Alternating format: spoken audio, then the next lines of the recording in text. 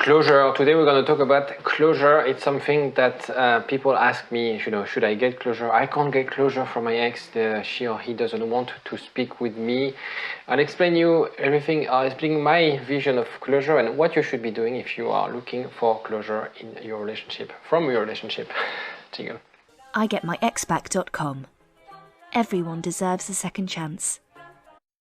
A breakup is really tough emotionally, and a lot of people go through depression, are very anxious, you sleep not really well, you eat, you have like eating disorder, either you eat a lot or you don't eat, you find yourself really tired, you don't want to go to work. There's so many things, so many symptoms leading to the breakup, and very frequently, if not everyone, thinks that, I need some closure. You go through that grieving process realizing that, well, I think that's not the right person for me, but still there's this little thread keeping you attached to your ex, and you're confused and you think like, if only I could cut this thread, if only I could get closure, that things would be amazing in my life. I could be able to move on.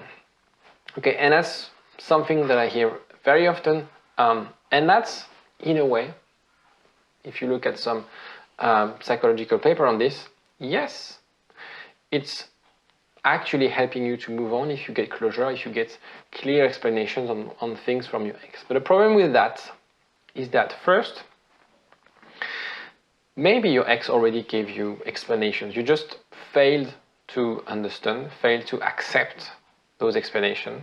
You are trying to make sense. You are having sort of another narrative, thinking that, how could that be possible? There must be another reason. I've done something wrong. Okay, and you sort of overanalyze the situation, and you have this thought process and things like that also would create that obsession. Okay, so that's the first thing. The second thing is also people tend to, if you are dating an avoidant and they broke up with you, not everyone is an expert in communication, and it's very frequently people are not really good at providing explanation, or they don't want to provide explanation. They walk away and you never hear from them. So my point is also, don't think that you're gonna get explanation. Don't put yourself in a situation where you expect your ex, or you wait 6 months till your ex provides you explanation.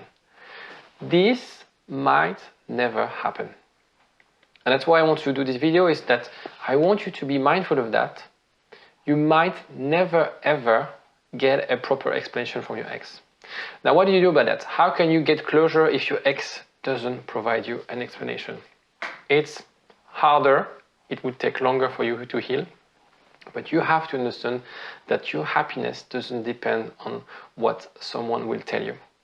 If you've been in relationships before, never doubt that you'll be able to love again and be loved again. You can do a lot of work with a therapist, a counselor, to understand why it's so hard not to be obsessed. Why it's so hard? Why do you need answers? What do you want to get from this conversation with your ex? What would that allow you to do? Really reflect on those things. Maybe write a letter to yourself, or that's something that you want to say to your ex. Don't necessarily need to send it, but really to get this out. It's really important for you to understand that you might not get closure from your ex. In life, if you rely on others to do stuff, to be happy, to grow, it's tricky if you only rely on one person. The problem is if you rely on your ex, who has her or his reason not to talk to you, you're putting yourself in danger. The same way as an investor would put all his eggs in the same basket. So it's very important for you to understand that this option might not be viable. This option might never occur. And I've had cases where my clients, they never had any explanations from their ex. But what they did, and we discussed about the relationship, we discussed about what went wrong, we discussed about what their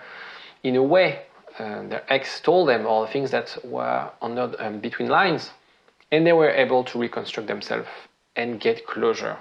So you have your own responsibility. You can be basically ownership of that closure. You don't need your ex to get some closure.